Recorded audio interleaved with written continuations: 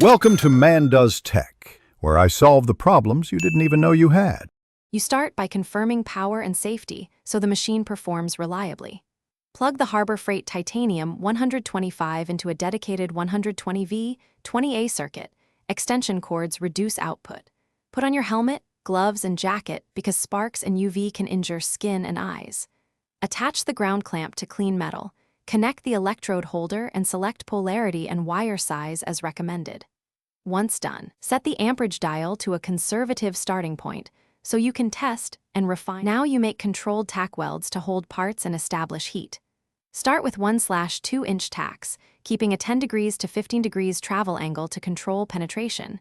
You want a steady puddle, not a runaway arc. Use short, deliberate electrode movements to shape the bead and avoid excessive buildup. If the bead looks dull or porous, increase amperage slightly.